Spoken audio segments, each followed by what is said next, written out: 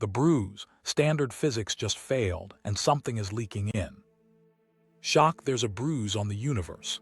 Not a glitch, not dust, an almost 10-degree wound in the cosmic microwave background, roughly 70 microkelvin low. WMAP saw it. Planck confirmed it. And get this, the odds it's just random, around a 3 sigma tail, 1 in 50 to 1 in 1,000. Mystery, if it's not a fluke, something outside our tidy model touched our sky. Journey, so what hit us? An underpowered void capped at 10 to 20%, a relic texture, or a bubble from another universe, the kind Kleban-Aguirre modeled, leaving a circular scar and a polarization ring. We're pulling the map. Let's see what broke. The map that should be boring. Start with the background hum. The cosmic microwave background is the leftover light from when the universe was about 380,000 years old. Before that, it was a fog of charged particles. Photons couldn't travel far. Then it cooled, atoms formed, the fog cleared, and that last light has been coasting ever since.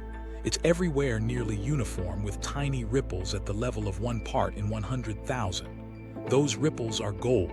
They seed galaxies. They let us read the early conditions like fossil record written in temperature. Now, if the big picture is right, that map should be boring in a very precise way. Random, Gaussian, statistically isotropic. No preferred directions, no large blank spaces, just noise shaped by physics we think we know. And for the most part, that's what we see. The power spectrum from WMAP and Planck fits the standard lambda model beautifully. Acoustic peaks line up. The parameters make sense. It's the kind of clean win cosmology rarely gets. But then you stop looking only at averages and you start looking at the actual sky. In the southern hemisphere, near the constellation Eridanus, there's this circular region about 10 degrees across that's colder than you'd expect. People call it the cold spot. WMAP flagged it. Planck came later with more frequencies, better beam, aggressive foreground cleaning, and it was still there. Not a trick of one frequency, not a leftover dust stain. A patch that keeps showing up no matter how you process the map. So how weird is weird? That depends on the question you ask. If you scan the sky and ask, how often would a random Gaussian field give me a coldest spot this deep and this big? You land in the ballpark of 3 sigma. Roughly 1 in 50 to 1 in 1,000 depending on which statistic and which mask you use. On its own, that's not a smoking gun. Rare things happen, but get this, the cold spot lives in a neighborhood of other oddities, low multipoles that seem aligned. People call it the axis of evil. The quadrupole and octupole planes point in similar directions, unsettlingly close to our solar system's ecliptic. That's not proof of anything exotic, but it pushes you to look twice. Here's the central question we're going to chase. Is the cold spot a statistical fluke inside standard cosmology, or is it a scar from some physical process we didn't expect? Those are two very different worlds. If it's a fluke, we learn humility and tighten our tests. If it's a scar, then the sky is telling us about new physics. In the most radical case, a collision with another bubble universe, as some eternal inflation models predict. That's not hype. That's a specific, calculable scenario people like Matthew Kleban and Anthony Aguirre put on paper with templates you can actually test. Before we jump to that, you try the boring fixes first. The go-to shield is something called cosmic variance. In plain words, we only get one universe to look at. Even if the true model is perfect, any single realization will have random wiggles. On large angular scales, there aren't many independent modes on the sky, so the noise on the noise is big. That defense matters. It's why most anomalies die after a few more checks. But with the cold spot, the usual crutches wobble. Better sky cleaning didn't erase it. Splitting the data by frequency bands didn't change it. The power spectrum still looks fine, but real space anomalies don't have to scream in the spectrum to be real on the map. And if noise won't volunteer, you ask structure to help. The first instinct was, maybe there's a giant underdense region along that line of sight. A supervoid would cause CMB photons to lose a bit of energy as they traverse a decaying potential in our dark energy-dominated era. That's the late-time integrated Sachs-Wolf effect. It's a real measured effect in stacked void catalogs. The math is sober, though. The ISW only gives you modest microkelvin shifts for plausible voids. So people went looking anyway. They found something. Surveys mapping galaxies in that direction identified the Eridanus Supervoid. It's a real underdensity spread across hundreds of megaparsecs. That was exciting briefly, but then the numbers came in, modeling the void's depth and size under lambdictum, and comparing to simulations, you get a contribution on the order of 10 to 20% of the cold spot's temperature dip. Deep lensing checks back this up. The mass deficit is there, but it's too shallow. That's the mismatch. The void exists, but it cannot explain a 70 microkelvin depression spread over 10 degrees, not without breaking other parts of the model. So we're left with a map that mostly behaves and one stubborn bruise that doesn't. The stakes are simple. If it's a rare fluctuation, then statistics gave us a curveball, and we should expect one or two of those in a sky this big. If it's not, then we're staring at cause, not coincidence. That could mean a topological defect like a cosmic texture. It could mean a subtle imprint from physics during or after inflation. Or if the bubble collision work is right, it could be geometry from outside our inflating patch, stamping a circular, azimuthally symmetric disk on the CMB, with a telltale gradient and a specific polarization ring. We'll test those stories, but first, lock in the ground truth. WMAP saw it. Planck confirmed it across frequencies with careful masks. Foreground colors don't match. Cosmic variance alone feels thin. The cold spot is either the luckiest dice roll on the sky or the place where standard physics lost its alibi. The textbook fix: cosmic variance and wishful thinking. So let's give the standard defense its best day in court: cosmic variance. You've heard it tossed around like a magic shield. Here, that's what it really means. We have one sky. The theory predicts an average pattern, but our specific roll of the dice can wander. On the very largest angular scales, there are only a handful of independent modes. That makes the scatter big. You can't beat it down by building a better telescope. It's not instrument noise. It's the fact that the universe gave us one sample. That's a real constraint, and it explains a lot of harmless weirdness. But watch how it gets stretched. When the cold spot pops up, the first move is, sure, rare spots exist. If you simulate a million Gaussian skies and look for the coldest blob, some will look like this. That's the 3 sigma comfort blanket. 1 in 50 to 1 in 1,000 isn't impossible. But here's where it gets interesting. Cosmic variance is a global statement about low L fluctuations and their scatter. The power spectrum at low multipoles looks within expectations. Yet in real space, when you center a wavelet on Eridanus and measure the localized amplitude, you keep getting a value out in the tail. The power spectrum can look fine while a map-based statistic quietly screams. How people push back: are you cherry-picking? If you search a giant parameter space, filter sizes, shapes, masks, and only report the worst outlier, you owe a penalty. That's right. Post hoc choices inflate significance. Teams went back and did hygiene. They fixed the filter, locked the scale, ran full sky tests with the same rule set, and asked again. The significance fell, but it didn't die. Depending on the exact pipeline, you still hover around that broad 3 sigma zone. Annoying, but not decisive. And then there's the neighborhood problem. The cold spot doesn't live alone. Low L alignments, quadrupole and octopole planes, line up more than you'd expect and uncomfortably close to our ecliptic. Folks dubbed it the axis of evil, which is a terrible name but a sticky one. Cosmic variance can explain any one odd draw, but several clustered in angle and location. At some point your patience thins. You can say, look, the probability of at least one anomaly in a high-dimensional search is large. True.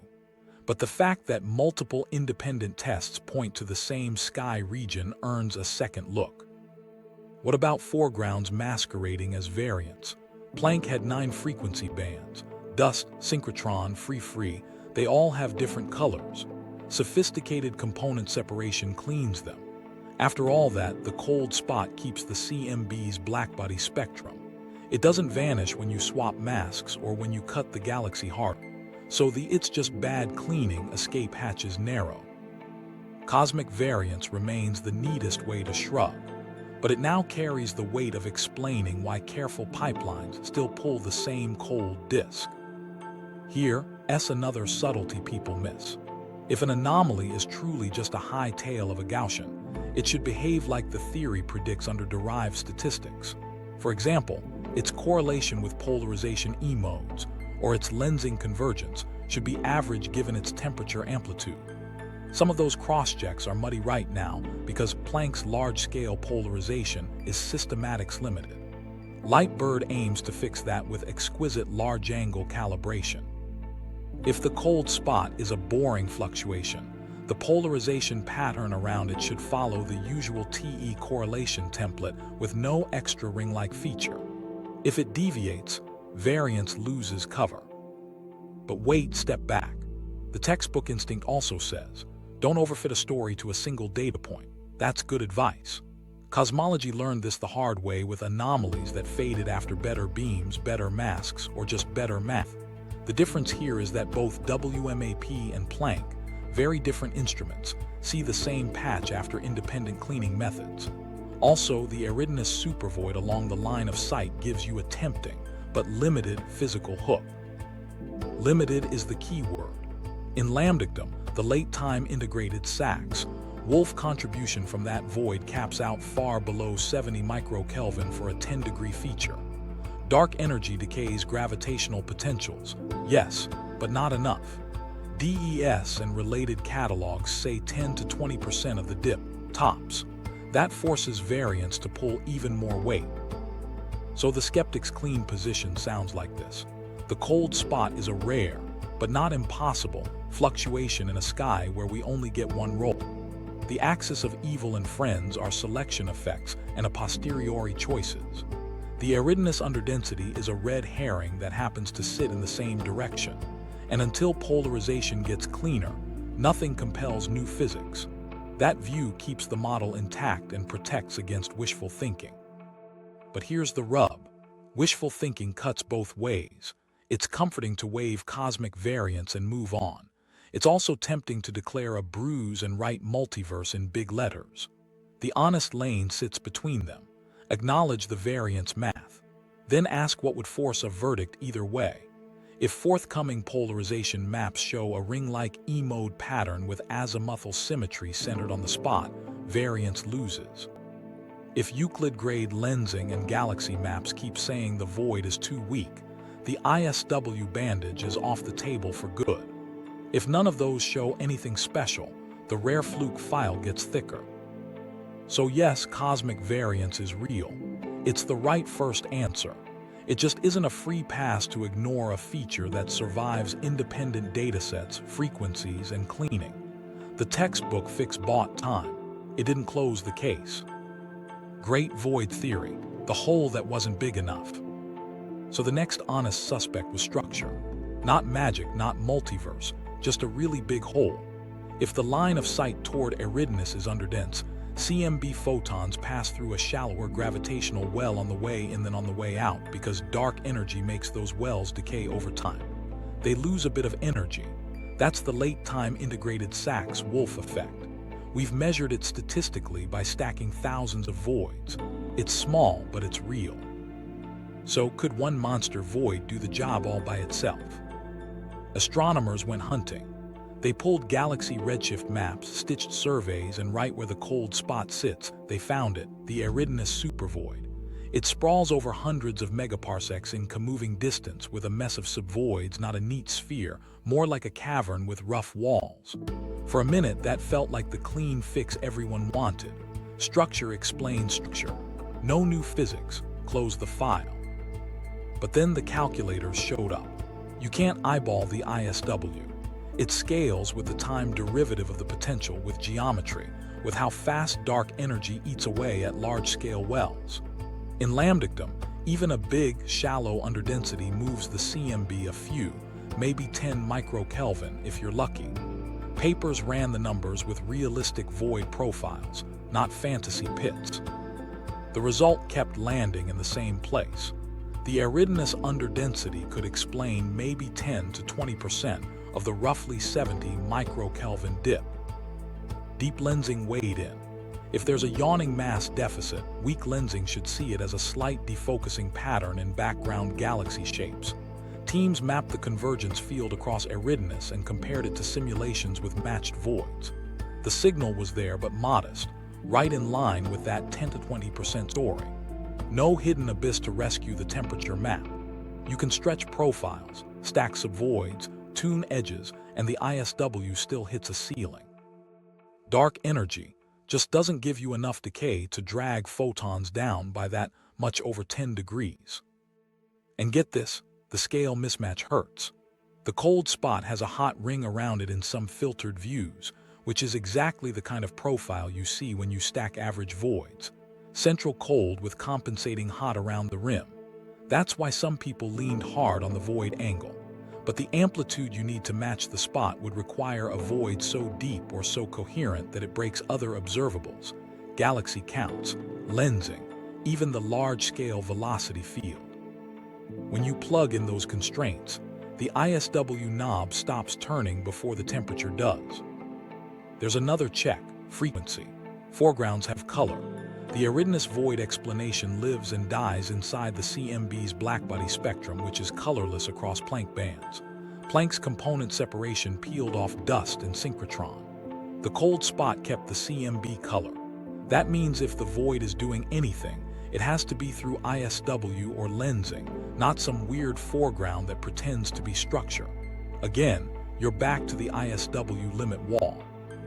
So could we be missing extra oomph? People tried more exotic takes, modified gravity that boosts the ISW nonlinear Reese, Syama contributions for very dynamic voids, weird superstructures align just so. Each fix pays a price. You either dial parameters away from values that fit the rest of cosmology, or you predict other signals we don't see. The cleanest reading stays dull. In standard lambdictum, the Eridanus Supervoid can't carry the cold spot on its back. This is where good science feels like whiplash. The natural explanation almost works. It has the right sign, the right broad shape, and even sits in the right patch of sky. But when you grind through the math and the cross-checks, it comes up short. And the shortfall matters. If structure explains a fifth of the dip, something else owns the rest. That something else can still be statistics. A rare fluctuation plus a mild ISW nudge is a coherent story. It's just not the clean structural knockout many hope for. So the hole is there, it's just not big enough. And that's useful. It narrows the field. It tells you not to waste another decade trying to squeeze 70 microkelvin from a lemon that can only give you 10. It also raises the stakes for the other lanes, textures, beyond lambdictum tweaks, or that collision blueprint we'll test soon. If you want structure to save you, you now need non-standard structure or non-standard gravity. Otherwise, the bruise keeps demanding a different cause. Hold that thought, because if a void can make a faint imprint with a ring, then a collision should write a bolder, cleaner one, with a specific symmetry and a polarization tell we can actually look for. Pattern hunters, rings, alignments, and the axis that shouldn't exist. Once the void came up short, people started staring at the map itself. Not averages, patterns. You take the cold spot, you filter the sky with wavelets that match its scale, and you look at the profile. In some views, there's a faint hot ring around the cold center. That's interesting because average void stacks show that shape. Central cold compensating hot. But here the amplitude is off. So the question became, is there a more deliberate-looking pattern hiding in plain sight? Enter the ring hunters. Teams ran circle finds, searching for concentric structures centered on spot. Some claimed hints of multiple rings like ripples after a splash. Others pushed back hard. You tried dozens of filters and scales, of course you'll find circles if you want them. That's the post hoc trap. If you tune the search after seeing the data, your p-values melt. So a few groups locked the method first, fixed scale, fixed statistic, then ran it blind on simulations and on the actual map. The results? Weak hints, not dead-on proof. Enough to keep the ring idea alive, not enough to call it. Now zoom out. The cold spot doesn't sit on a quiet patch of sky, it camped near a bigger fight. Low-L anomalies, the quadrupole and the octopole, those huge, coarse features, show planes that line up more than a random sky should. And get this, their alignment points close to the ecliptic, our solar system's plane. People slapped axis of evil on it because of course they did. It's catchy and annoying, but the discomfort is real. If your universe is statistically isotropic, nothing should care about our local tilt. Yet those modes seem to care. Planck revisited all of this with better frequency coverage. Foregrounds can fake alignments because dust and synchrotron live in the galaxy, and our masks can bias low-L modes. So they scrubbed the sky with multiple component separation pipelines and rotated masks to stress test the results. The alignment weakened a bit under some choices, but it didn't vanish. Papers reported p-values hovering at roughly 3 sigma for alignments of the quadrupole and octopole planes, depending on which cleaned map you trusted. Not a slam dunk, but not friendly either. Or are we cherry-picking a coordinate system and telling stories? That's the fair pushback. You can always draw a line through clouds and call it a pattern. The counter is this: multiple nominally independent anomalies, low-L alignments, a deep cold disk, and low correlation at large angles in some statistics live near the same swath of sky. If each one were anywhere else, you'd shrug. Together, they invite a common cause. That doesn't have to be exotic. A subtle residual foreground linked to the ecliptic. Maybe, but Planck's 9 bands say the cold spot keeps the CMB's perfect blackbody color. Dust doesn't. Synchrotron doesn't. That narrows the mischief. Here, S where the collision blueprint creeps in without overpromising. A bubble collision, if it happened, would drop a disk with azimuthal symmetry, circular boundaries, a gradient across, and a specific polarization ring. That symmetry is the lure for ring hunters. They're not just doodling, they're mapping a template that theory says should exist. Matthew Kleban and Kleban-Aguirre's work made that actionable. You can build matched filters for disks with edges and ask, is there Bayesian evidence for such a feature at arbitrary centers? When groups ran those searches on WMAP and Planck, the verdict came back cautious. Marginal evidence at best, sensitive to priors and to how you treat masked regions. Translation: you can't claim a hit, but you also can't bury the idea. Another trail: textures. Topological defects from symmetry breaking can paint hot or cold spots with specific profiles. Texture fits to the cold spot have been published, and in some pipelines they look competitive with a rare fluctuation. The rub is, textures should also leave a population of spots across the sky, not just one celebrity. Searches for that population haven't turned up a slam dunk catalog. So textures sit in the maybe box too: plausible shape, shaky abundance. Let's talk hygiene again because it matters. When you pick out an anomaly after the fact, you pay a penalty. Properly applied, that penalty can deflate a dramatic 3 sigma into a yawn. That's the skeptic's lever. Yet even after accounting for a lot of that, several signals remain uncomfortable. The trick is not to overweigh any single metric. Look for convergence, disk-like temperature pattern matching polarization ring, and ideally, a mild Doppler signature or phase shift. If those stack, then patterns aren't pareidolia, they're physics. And hold on, there's a second angle people forget. If a pattern is real and causal, it should reappear in cross-correlations that don't care about your eyes. For example, E-mode polarization maps carry phase information from density ripples at last scattering. A collision imprint predicts a ring-like E-mode pattern with azimuthal symmetry centered on the spot, with a known phase relative to the temperature gradient. Planck's large-scale polarization is too messy to rule that in or out cleanly. That's why LiteBIRD matters. Clean, stable, large-angle polarization lets you ask a question no filter cheating can answer. Is there a ring where physics says a ring should be? Or where does that leave the pattern hunters? Somewhere productive. Rings hinted, not proven. Alignments persistent, awkward, not decisive. Axis of evil, a warning label on our confidence, not a discovery. Foregrounds, checked hard, still unlikely for the cold spot. The upshot is simple. If a deliberate process wrote this bruise, it should have left a signature that lines up across independent maps and statistics. We have baby versions of that case. We don't have the adult version yet. Collision blueprint, what a universe bruise would look like. So let's say the bruise is a hit. What would that even look like on the sky? Not hand-wavy multiverse talk, an actual testable shape. That's where the bubble collision work comes in. In eternal inflation, our observable universe sits inside a bubble of lower energy vacuum that nucleated and expanded. Other bubbles can form too. Most are far away. But if one formed close enough, early enough, its wall could have intersected our past light cone before recombination. That contact writes geometry onto the last scattering surface. Here's the key: symmetry. A single collision picks out one preferred axis, the line through the center of the impact.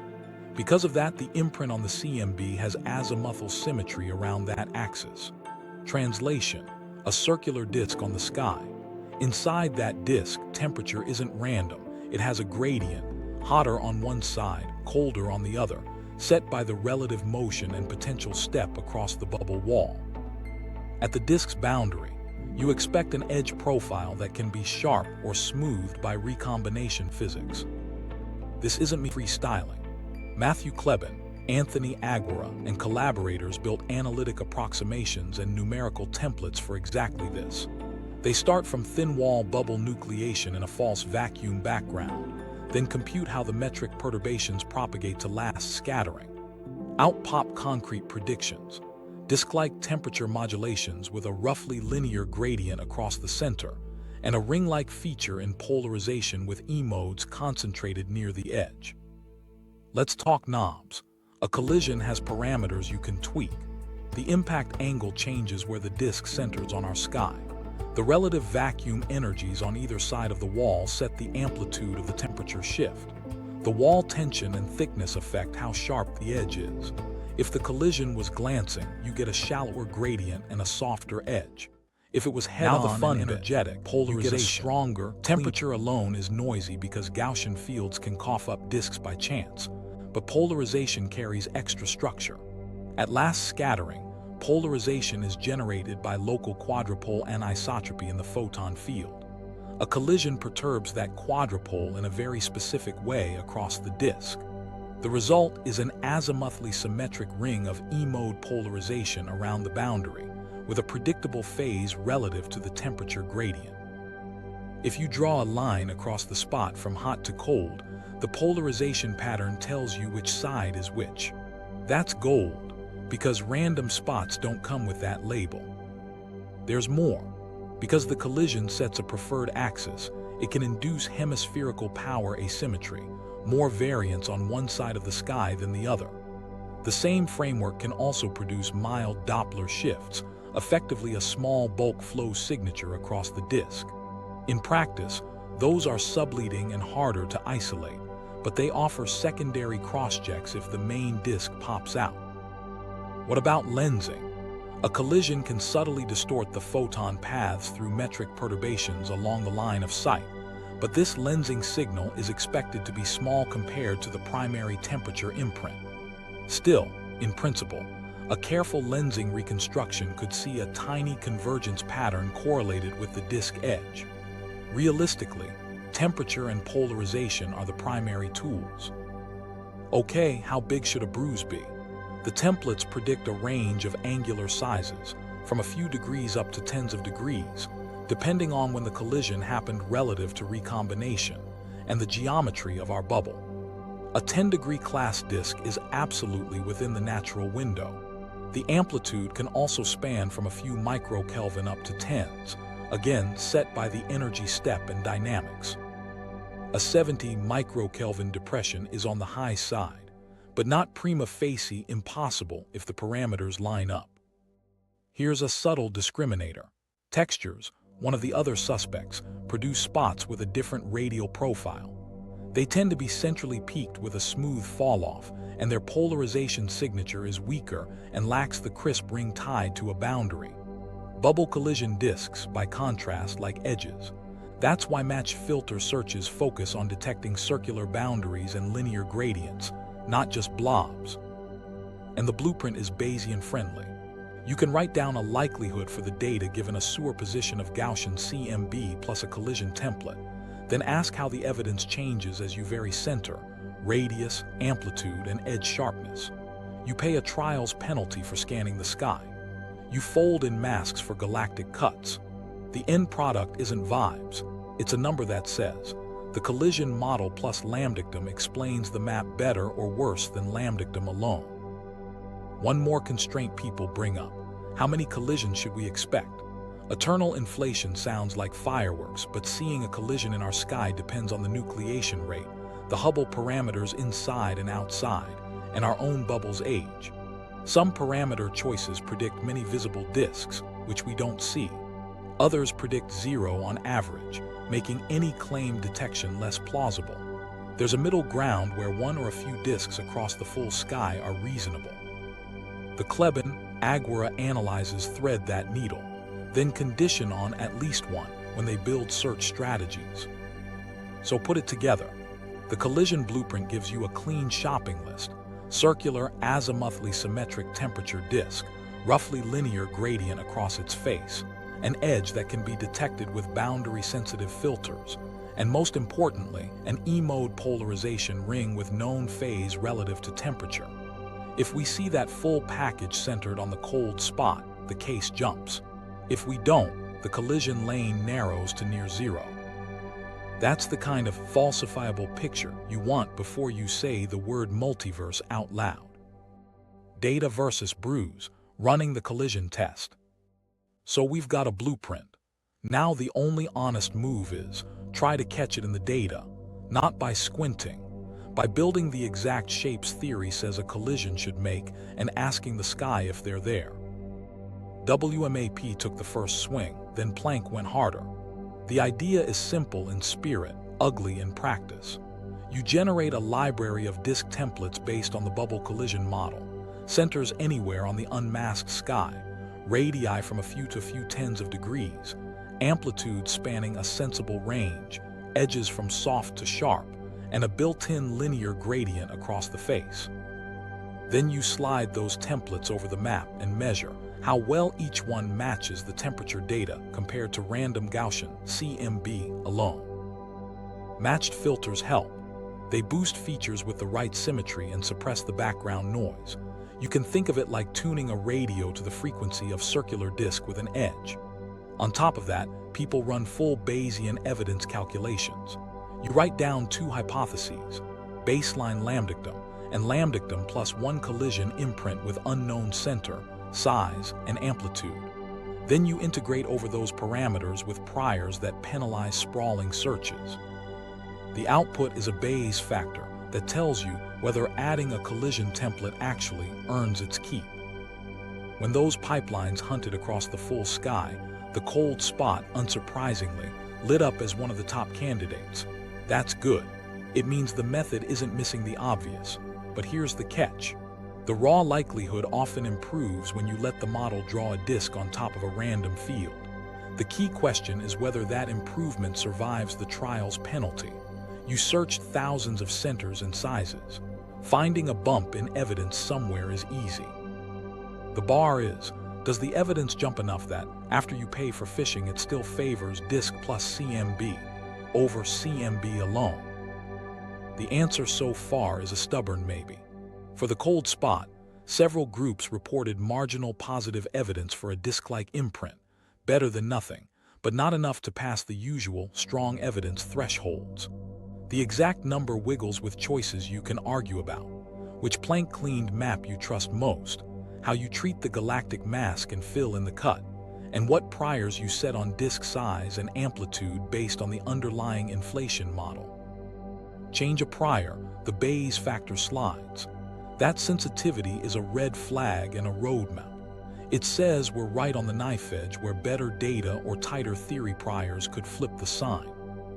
Temperature isn't the only lever. The blueprint says polarization should carry a crisper, less ambiguous ring at the disk boundary, with a phase that locks to the temperature gradient. So Planck polarization should close the case, right? In principle, yes. In practice, Planck's large-scale polarization is handicapped by systematics, bandpass mismatch, gain drifts, residuals from the instrument scanning strategy that bloat the noise on degree scales.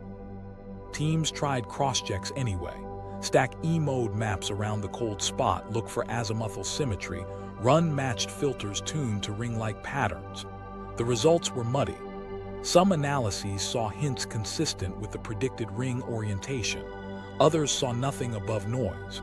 No decisive there it is, no clean it is. There's also a sanity test with TE correlation. In a vanilla Gaussian sky, temperature and E-mode polarization have a known phase relationship across scales. If the cold spot is just a rare fluctuation, its local TE behavior should look normal given its temperature profile. If a collision is writing extra structure, the TE pattern near the boundary may deviate. Planck's uncertainties at low multipoles blur that test. That's exactly why LiteBIRD matters. Its whole mission is to nail large-angle polarization with rock-solid calibration. If a ring exists, LiteBIRD should see it. If it doesn't, that lane tightens fast. What about zooming beyond one spot? A strong collision framework might predict a small family of disks. Searches did scan the whole sky for collision-like disks and ranked candidates. The cold spot reliably sits near the top, but there's no obvious second or third member with comparable strength that survives penalties. That cuts both ways. It's helpful, fewer false positives clouding the picture.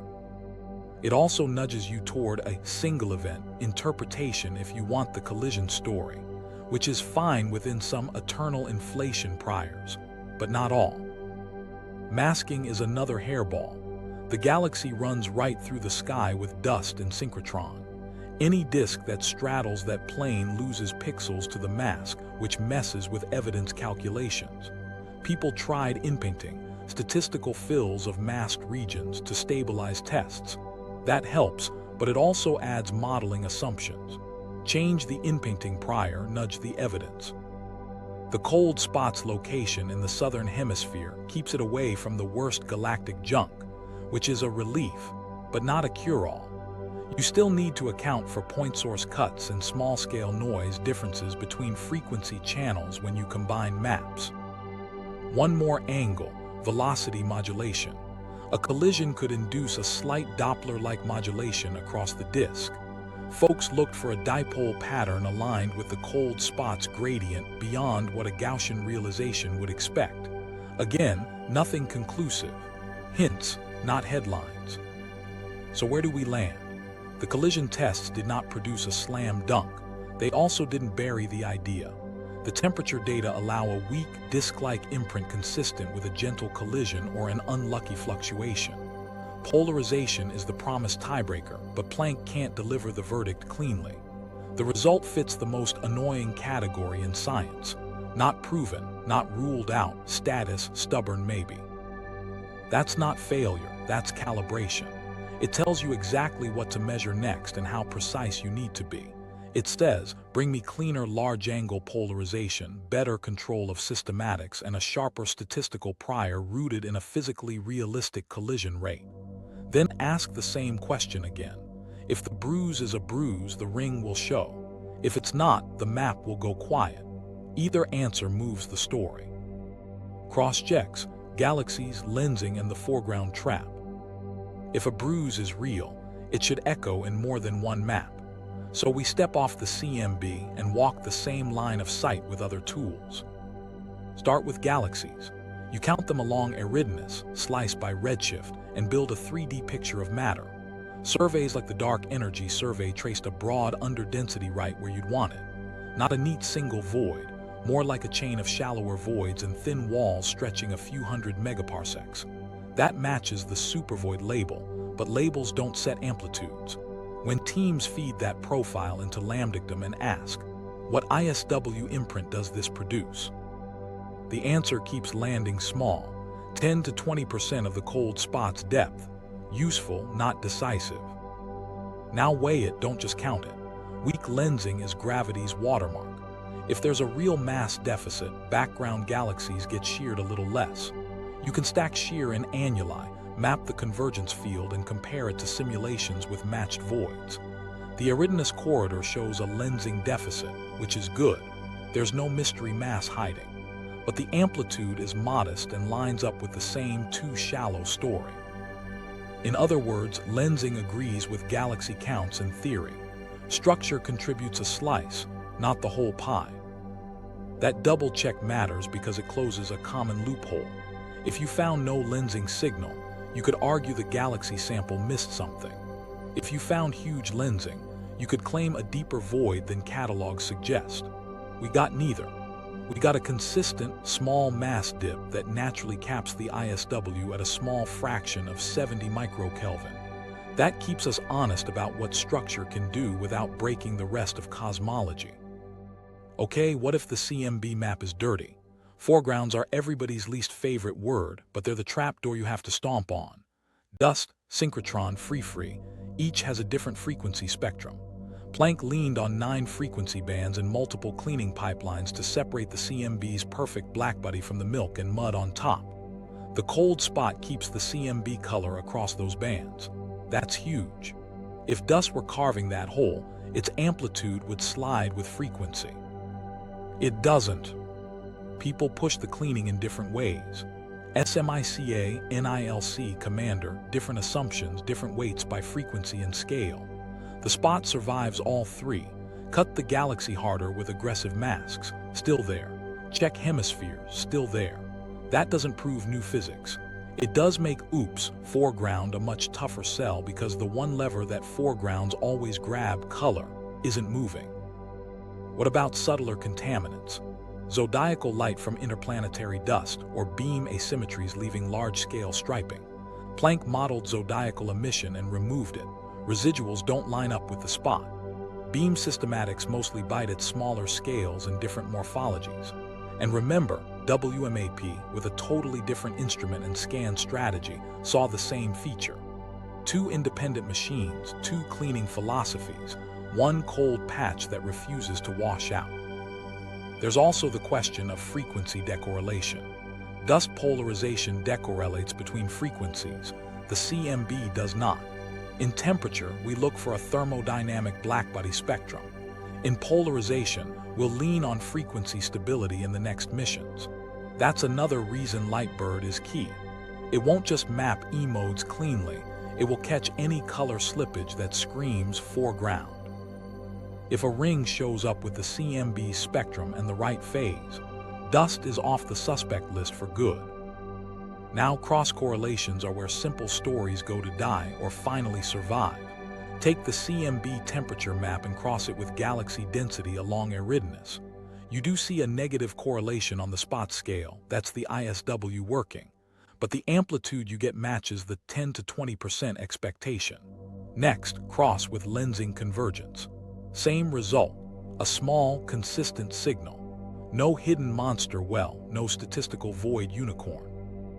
That triangulation pins the structural contribution down and hands you the remaining gap without excuses. One more trap, masking can mess with everything.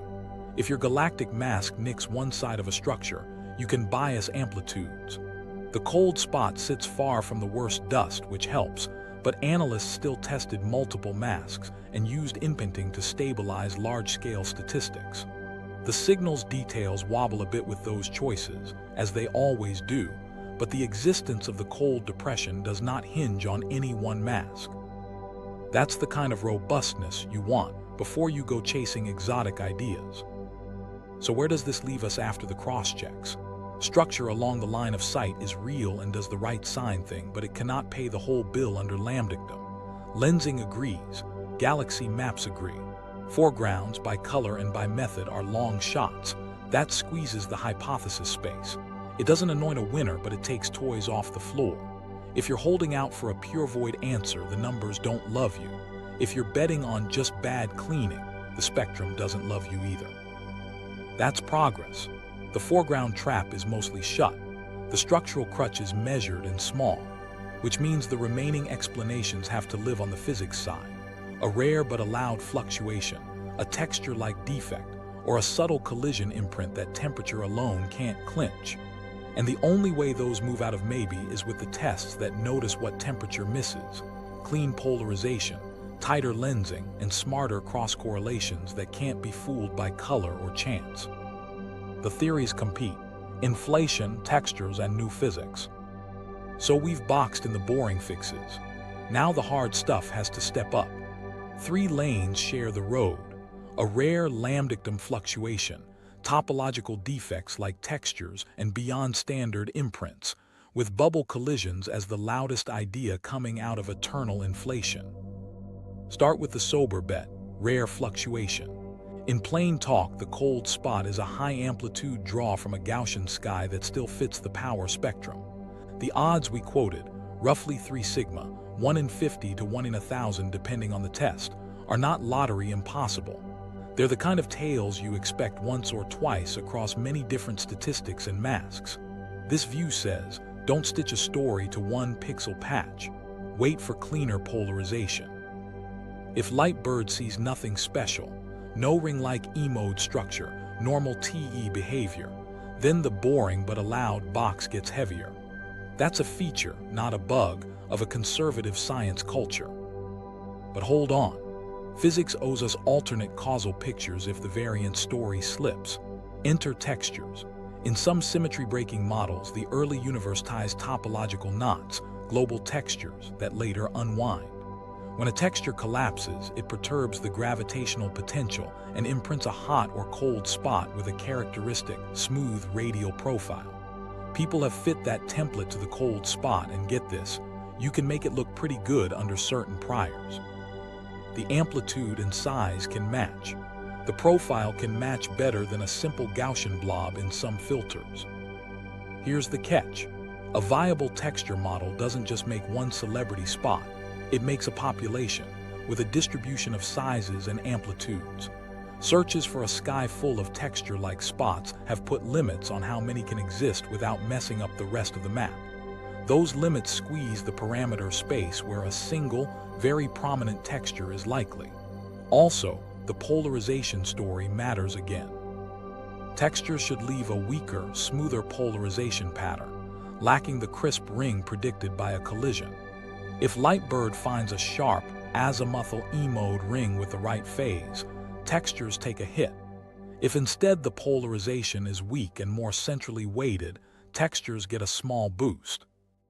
Now the spicy lane, beyond standard imprints. Eternal inflation gives you a framework where our observable patch is a bubble that nucleated out of a false vacuum. Other bubbles form too. Some collide. Matthew Kleban-Aguirre and collaborators didn't stop at vibes.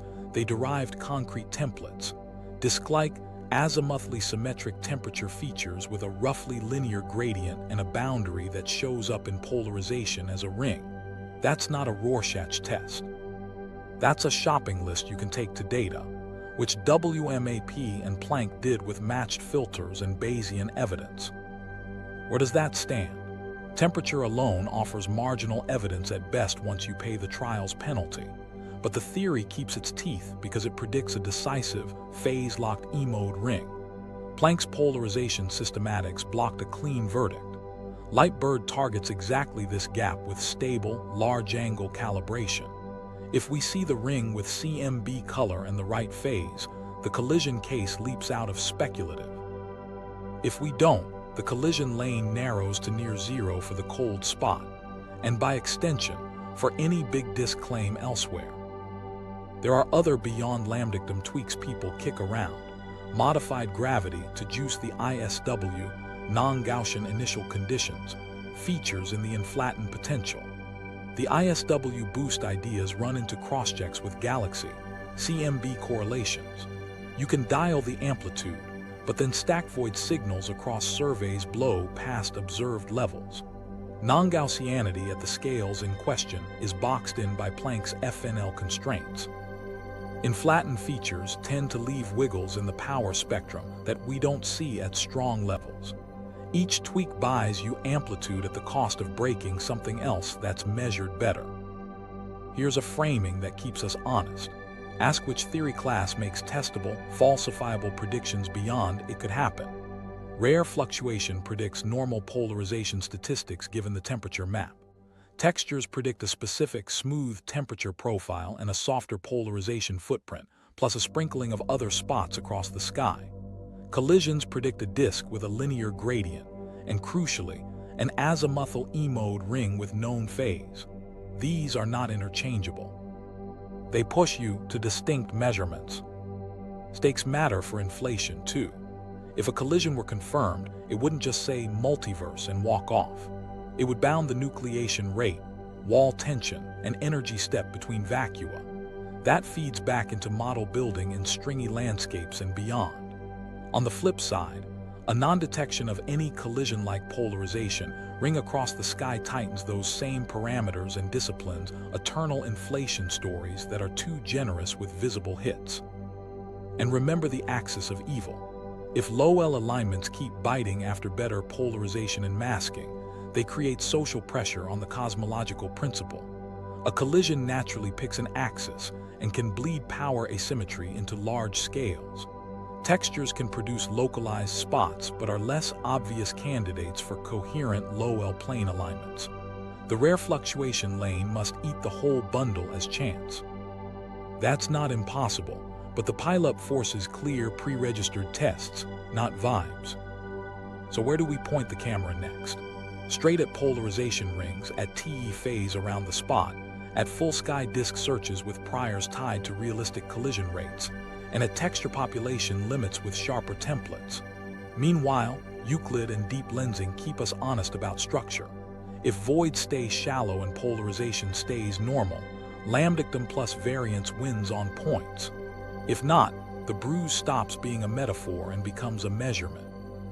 Stakes raised. If it's a bruise, then what? Okay, say the bruise is real. Not just a weird pixel party, but a physical hit.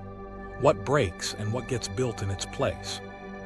First, the cosmological principle takes a punch. We've lived by statistically the same in every direction at large scales. A collision picks a direction and says, nope, this axis matters. That doesn't trash lambdictum wholesale. The power spectrum can still fit. But it means the map carries memory of an event, not just random initial conditions. The sky stops being a pure ensemble draw and starts being history with scars. Second, selection affects walk on stage.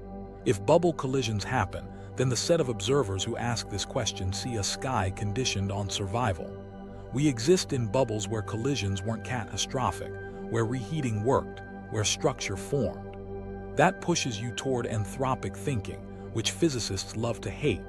But here's the thing. Anthropics becomes math when it's paired with real priors and observable consequences. If you can bound collision rates and energy steps from a detected bruise, you're not hand-waving. You're constraining the neighborhood we likely inhabit. Now, what could we win? A confirmed bruise would be our first empirical foothold on physics beyond our horizon. You don't just get multiverse. You get numbers, a lower bound on the nucleation rate, constraints on wall tension, a handle on the vacuum energy landscape. That feeds model builders who actually need data to pick among a zoo of potentials. It would also shove inflation into a corner, where eternal inflation isn't just a cute story, but a measured process with visible byproducts. What do we risk? Credibility if we jump early. That's the social cost. Cosmology is allergic to bold claims after watching too many anomalies fade. Careers, grants, reputations, they all nudge people to underclaim until a signal screams, which is healthy. But don't confuse caution with a gag order. The honest position is, lay out tests that can kill your favorite idea. For collisions, that's polarization rings with the right phase, not vibes. For textures, it's a population signal that can't be faked by Gaussian tails. For variance, it's normal TE behavior and the absence of ring-like structure. So new observables. Polarization is top of the list because it carries geometry. A collision writes an E-mode ring around the disk boundary with phase locked to the temperature gradient. LiteBIRD is built for this. Large angle stability, low systematics, calm scanning. If the ring exists, it should show up clean. If it doesn't, that lane shrinks fast. Next, spectral distortions. A very energetic collision could, in principle, dump energy that later shows up as tiny mu or Y distortions in the CMB spectrum. That's a long shot, but future spectrometers could hunt. It's a second door for a very loud event. Then there's the 21 cm sky. Before the first stars, neutral hydrogen sings at 21 centimeters. A collision that nudged densities could leave a gentle gradient or edge in the timing of first light across the disk region. That's hard, because foregrounds drown 21 cm signals, but cross-correlating with a known disk center and radius helps. If the timing of reionization shifts just a bit across the bruise's axis, that's another breadcrumb. Lensing stays in the mix, not as a smoking gun, but as a consistency test. If a collision perturbs the metric along our line of sight, ultra-deep lensing reconstructions might see a faint convergence pattern wrapped around the boundary. Euclid and next-gen ground surveys push the mass map cleaner, which also tightens the void story's last wiggle room. If structure keeps landing shallow, ISW stays capped, and the leftover must live elsewhere. Philosophy meets pavement when we talk evidence. What counts as seeing another universe? We won't get a postcard. We get a pattern, temperature disk plus polarization ring with known phase, color correct in CMB units, robust under masks and cleaning, and ideally echoed by a tiny Doppler-like tilt. Stack those, and the word collision stops being clickbait and starts being the best causal explanation. If we only have temperature and 1,000 ways to cherry, there's also the meta-state. The burden of proof isn't met. A confirmed bruise would change how we design missions. You stop optimizing only for the power spectrum or small-scale lensing. You build for stability on the largest angular scales, for polarization systematics that don't drift, for calibrated absolute gain that makes TE phase honest. You write down anomaly-driven requirements and force instruments to hit them. The cold spot already did some of that. LiteBIRD exists partly because Planck's large-scale polarization was systematics limited. A detection would lock that design pressure in for decades. And get this, even a null can be a win. If LiteBIRD finds no ring at the cold spot and no convincing disks anywhere else, that slams the door on a big chunk of eternal inflation parameter space. It also lifts weight off the axis of evil angst and files the cold spot under rare but allowed. That clarity feeds back into how we trust low-L statistics and where we spend telescope years. So if it's a bruise, we trade a neat isotropic comfort for a richer, messier sky with history. We gain levers on inflation's edges, we tune the landscape with data, and we stop pretending our one sky must look like an average draw. That's a culture shift. It's also how science grows, accept the scar, then learn what made it. The next tests, missions and signals we can actually catch. So what actually breaks the tie? Clean, targeted measurements that the bruise can't fake and variance can't mimic. Top of the list is polarization, and the mission wearing that target is LiteBIRD. It's a JAXA-led satellite planned for the early 203s, designed to map large-angle E and B mode polarization with calm, stable calibration. Planck's polarization at degree scales was limited by systematics, gain drifts, bandpass mismatch, scanning artifacts. LiteBIRD is built to kill those. That matters because the collision blueprint calls for an azimuthal E-mode ring at the disk's boundary with a known phase relative to the temperature gradient. Random fluctuations don't prefer phases. Foregrounds change color. A ring with the right phase and a CMB spectrum is the smoking gun. LiteBIRD isn't alone. Ground arrays like the Simons Observatory and CMB S4 will hammer polarization too, but they fight the atmosphere at large scales. LiteBIRD's edge is space, stable, all-sky, low systematics on the exact angular sizes we need. Its multiband coverage also lets it separate dust and synchrotron cleanly. If the cold spot hides a ring, LiteBIRD should catch it. If it doesn't, the collision lane shrinks hard. And here's the practical bit. We can pre-register the test now. Define the center, the expected ring radius from temperature fits, and the phase relationship. Then publish the analysis recipe before the data. That kills cherry-picking and makes any detection carry real weight. Next lever, mass maps. If structure can only supply a slice of the cold spot via the ISW effect, then weighing the line of sight to death makes that ceiling bulletproof. ESA's Euclid mission is already mapping billions of galaxies with shapes and redshifts to reconstruct weak lensing convergence out to redshift 1 and beyond. That builds a 3D mass map through Eridanus. Cross-correlate that with CMB temperature. If a deeper void lurks, Euclid will see it. If the lensing deficit stays modest, the ISW cap stays stuck at 10 to 20%. DES set the tone. Euclid finishes the job with cleaner statistics and wider sky. There's also a Lyman alpha and spectroscopic angle. Surveys like DESI fill in redshift space with finer resolution, catching thin walls and subvoids that photos e-catalog smear out. Feed that into simulations, get a more honest ISW forecast centered on the spot, and lock the structural contribution. Even a null is a win because it stops the "maybe the void is deeper than we think" loop. Now, spectral distortions. A truly energetic collision could deposit energy that later shows as tiny mu or Y distortions in the CMB spectrum. COBE-FIRAS locked the CMB to a perfect blackbody at the parts per 10000 level, but next-gen spectrometers aim lower. Proposals like Pixie or Super Pixie would measure distortions an order of magnitude fainter. Realistically, the cold spot scale event, if it's a gentle collision, won't light up mu/Y much. But it's a second channel for very loud events and a cross-check on energy injection that temperature alone can't constrain. What about the 21 cm sky? Before the first stars, neutral hydrogen's 21 cm line tracks density and temperature. A collision that nudged initial conditions could slightly shift the timing of first star formation across the disk's axis. Instruments like Hera and the sky fight brutal foregrounds, but cross-correlation is your friend. If LiteBIRD flags a ring and pins a center and radius, you can stack 21 cm maps along that axis and ask if reionization timing drifts just a touch from one side of the disk to the other. It's a reach, but the payoff is history tying to geometry. Closer to home, there's a smarter way to hunt disks. Most previous searches scan the whole sky with broad priors. The next round should tighten priors with physics.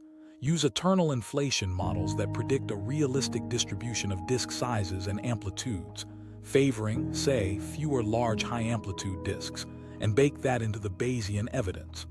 That shrinks trials' penalties and makes a marginal candidate live or die faster. Publish the priors first. Run them on Planck, then on LiteBIRD. If the cold spot still ranks high under honest priors, that's signal-like. If it drops, that's noise doing noise things. Cross-correlations keep doing heavy lifting. Take LiteBIRD's E-mode map and cross it with Planck's temperature around the spot, checking the TE phase. If it's a rare fluctuation, TE should behave average given the temperature profile. If it's a collision, the TE phase near the boundary skews predictable. Add Euclid lensing. Do we see a tiny, ring-like convergence twist aligned with the temperature edge? Probably small, but even an upper limit narrows the model knobs. Wall tension, energy step, edge sharpness. One more hygiene move. Build the analysis as a registered report. Lock the statistic, the masks, the inputting method if any, the priors and the pass-fail thresholds. Then open the box when the data lands. That takes the air out of you tuned it after the fact. If the ring appears under pre-committed rules, even skeptics have to engage the physics, not the process. So the roadmap is clear. LiteBIRD hunts the ring with phase. Euclid weighs the line of sight until ISW excuses end. DESI and friends sharpen the void profile. Maybe Pixie-class spectrometers and 21 cm arrays add side doors. None of this needs hype.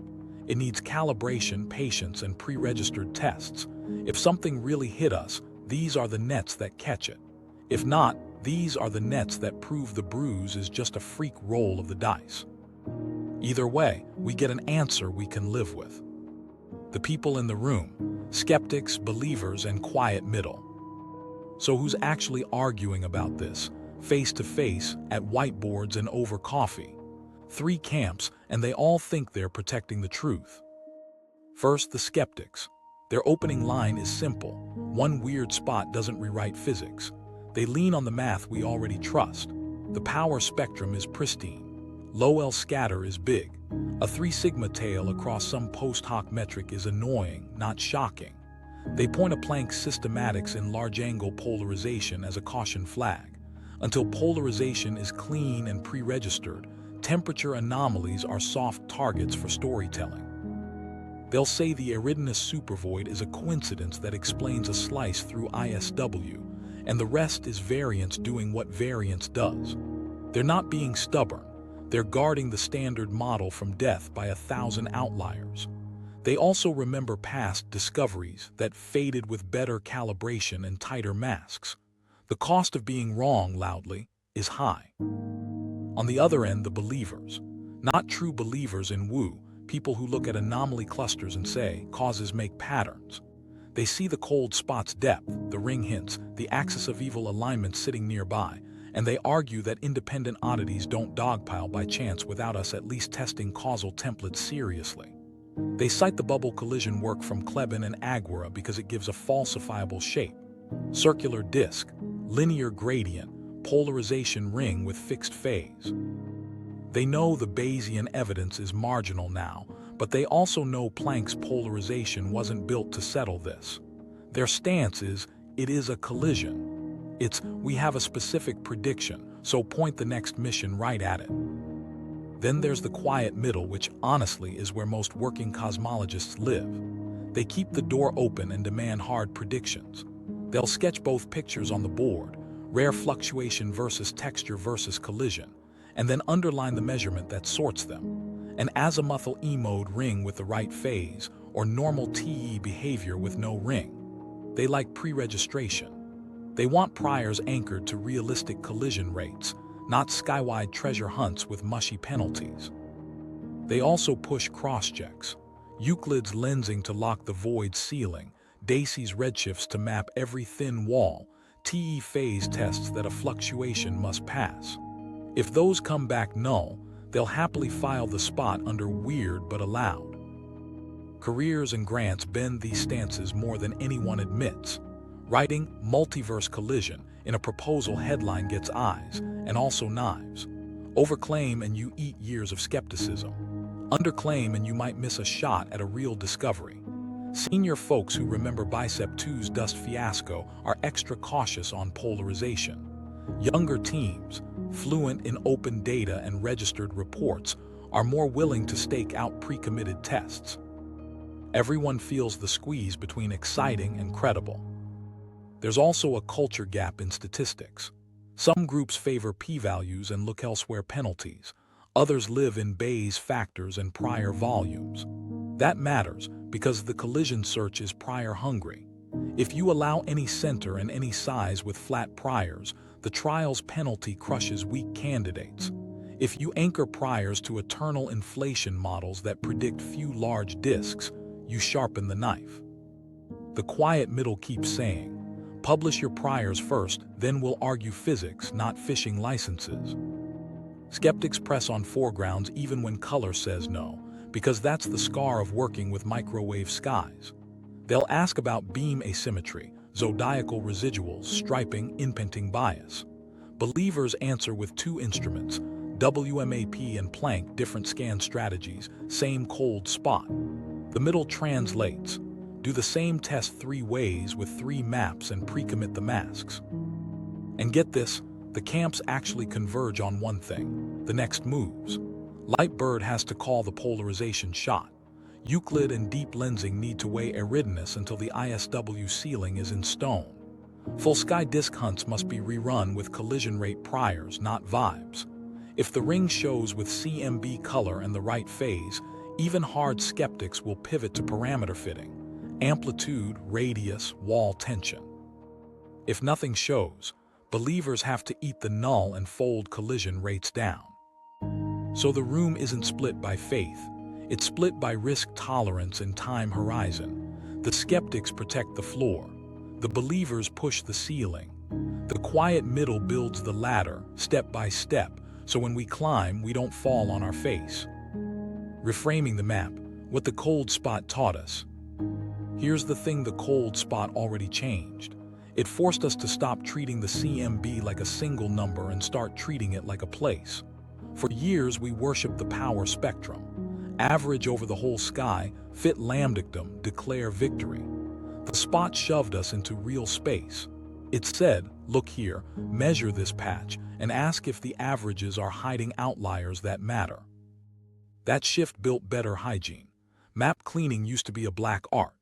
Planck ran SMICA, NILC Commander, SEVEM, not because they love acronyms, but because the cold spot demanded cross-checks with different assumptions.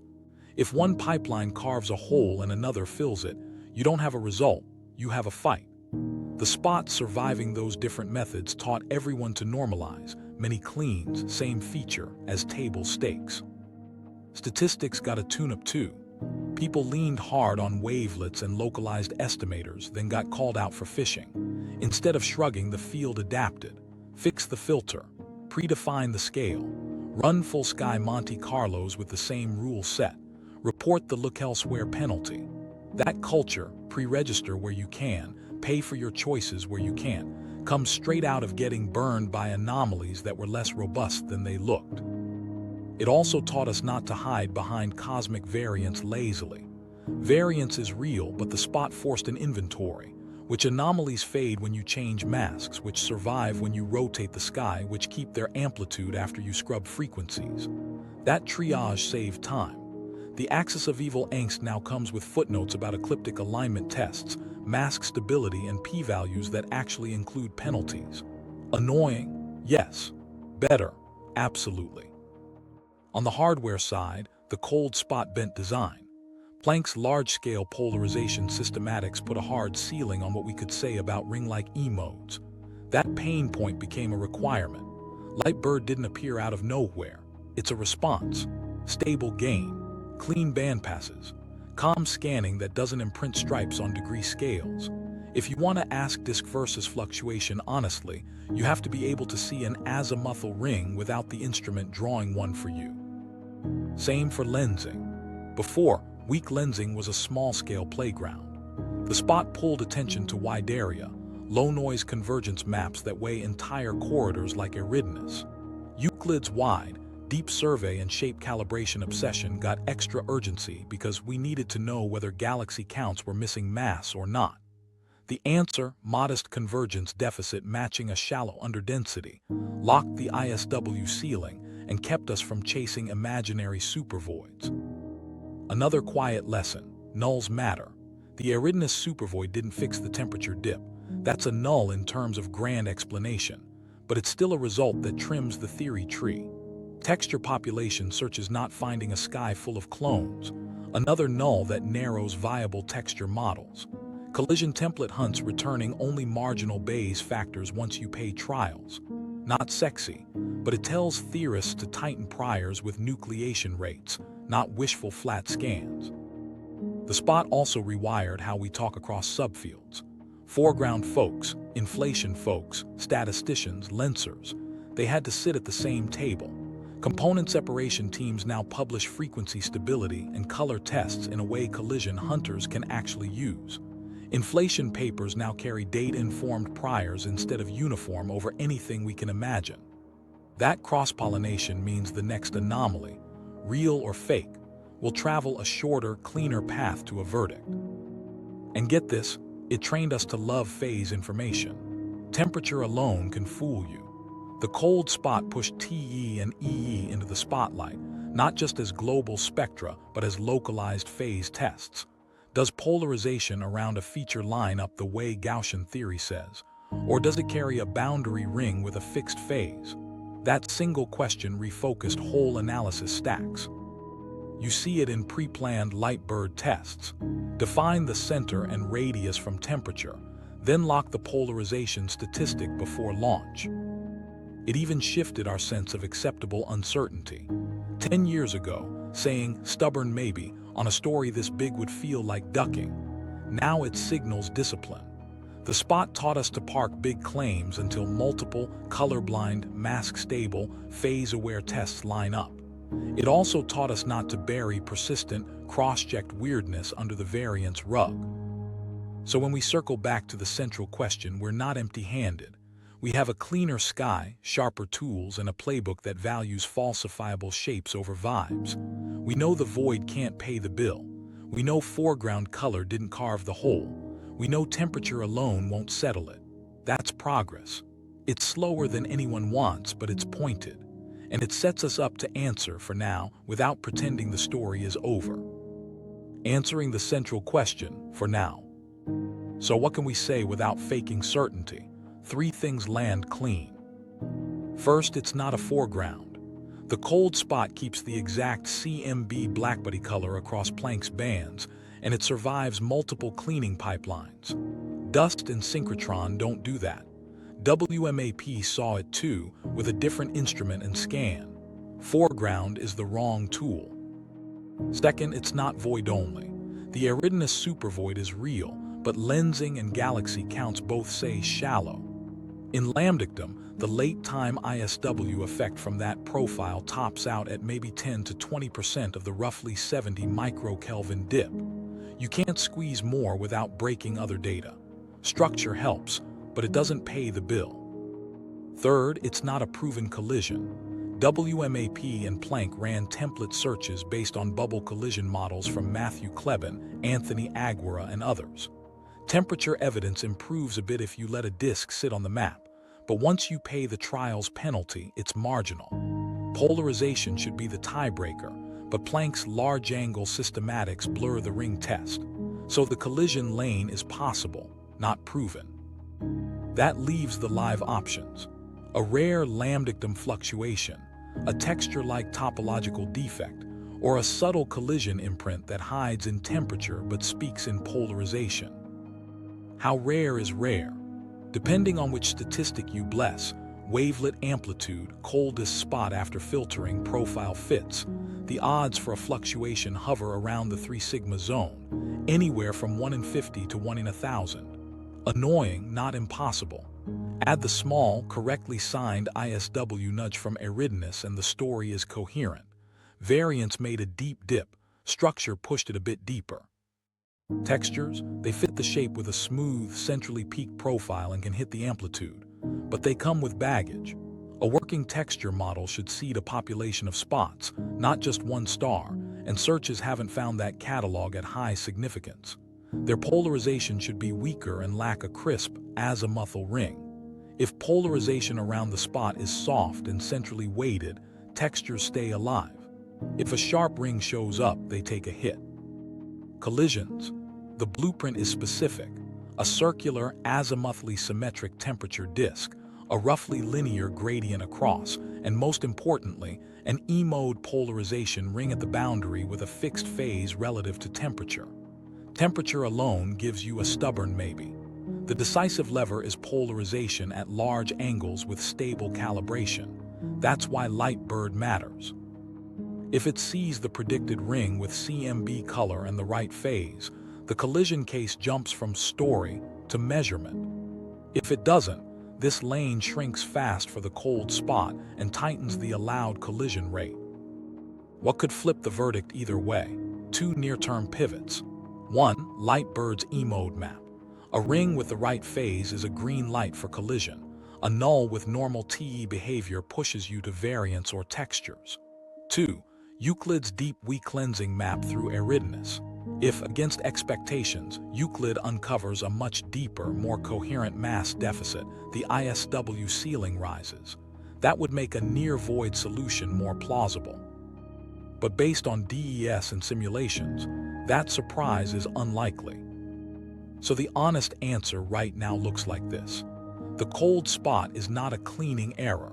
It's not explained by the Eridanus Supervoid under standard gravity. It is not a confirmed bruise from another universe. The best live explanations, ordered by conservatism, are a rare lambdictum fluctuation aided by a small ISW dip, a texture imprint that mimics the profile without requiring an E-mode ring, or a weak bubble collision signature that temperature hints at, and polarization must decide. And here's the part people skip. Leaving it open is not a cop-out. It's a statement about where the information lives. Temperature took us to the edge. Polarization, phase locked to geometry, carries the next bit. If that bit falls one way, eternal inflation gets numbers. If it falls the other, lambdictum gets a win and tighter bounds on all the spicy ideas. Either outcome is progress. So we stand here with fewer bad explanations left, a clear test queued up, and a sky that still has one deep, impolite question mark in it. You don't need hype to make that exciting. You just need the next measurement to be clean. If this bruise is real, our sky isn't just noise. It's a scar from a neighbor brushing past. That's not mythology. That's a pattern we can test with phase, color, and cross-checks. If you want more clean dives into cracks like this, subscribe, hit the bell, and share this with a friend who argues back. Drop your call, variance, texture, or collision. I'm reading the comments and pulling the sharpest takes for a follow-up.